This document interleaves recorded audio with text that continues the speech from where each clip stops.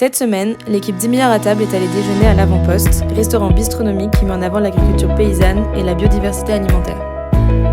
Ces restaurants, c'est l'histoire d'une bande d'amis, partis pendant 1 an et demi à la rencontre de 250 producteurs passionnés, qui se battent pour faire naître à chaque saison des produits d'excellence. Grâce à ce travail minutieux de sélection des producteurs, on sait ce que l'on mange, ce que l'on boit, qui l'a fait et comment. Nous avons rencontré Florent Piard, cofondateur des 2 restaurants Les Résistants et l'Avant-Poste, pour mieux comprendre les enjeux d'un restaurant durable. Moi, Les Résistants, il vient d'un verbe résister qui était employé tout le temps par tous les producteurs, tous les paysans, les paysannes avec qui qu'on voyait quoi. Pendant la première année et demie où j'étais sur la route, le verbe revenait tout le temps. Et toutes les actions, tous les actes qu'ils posent chaque jour dans leur champ sont des actes de résistance. L'Avant-Poste, c'est juste un prolongement de ça. On considère toujours plus que le restaurant représente un avant-poste d'une lutte politique.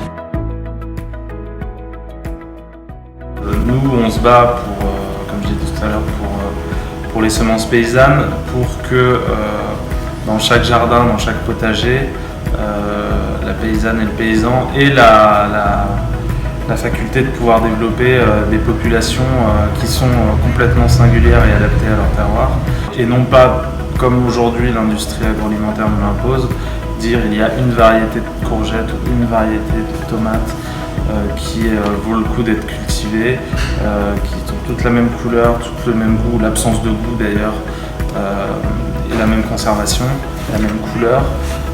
Voilà, on s'engage pour essayer de montrer aux gens qu'il y a un maximum qu'il peut y avoir, qu'il y a un intérêt gustatif, nous en ce qui nous concerne, et nutritif, à avoir une biodiversité cultivée la plus large possible. Si on prend le laitier par exemple, sortir on fait du lait uniquement avec des vaches Primolstein, mais dire qu'il y a ne serait-ce qu'avant-guerre, il y avait des dizaines de races de vaches qui permettaient de faire du lait, et un lait d'une toute autre qualité, de vaches qui n'étaient pas sélectionnées pour les mêmes choses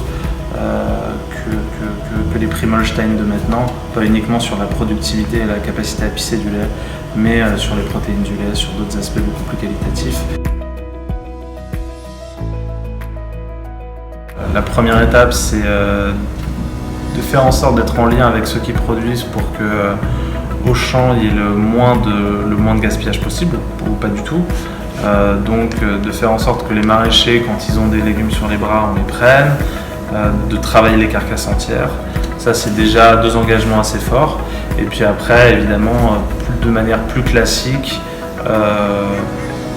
valoriser les déchets organiques en travaillant toutes les épluchures, de faire des bouillons, de tout réutiliser, toutes les fans, tout ce qu'on peut utiliser, de le réutiliser. On n'a pas une immense croyance sur tout ce qui est recyclage, parce que dans les faits, ça marche pas très bien. Donc on essaie juste de générer le moins d'emballage possible, et donc d'avoir des boîtes, des contenants durables pour ne pas faire de plastique, mais ne pas faire de carton non plus. Avoir le moins de déchets possible et une empreinte carbone la moins grande. Gestion des déchets, je pense que c'est déjà en marche. Il y a un problème plus fondamental, c'est qu'il attribue trop de moyens financiers et physiques pour transporter et distribuer. Donc forcément, il capte une valeur que tu ne pourras pas donner soit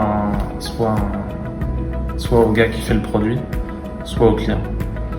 Donc je pense que tu auras toujours un point d'achoppement qui fait que les gens auront besoin de produits qui ne soient pas excessivement chers, et le coût de production des produits tels que nous on l'entend coûte de l'argent, parce que demande du temps humain, demande des moyens, et donc ça me paraît un peu inconciliable tant que le système de distribution des supermarchés est le même.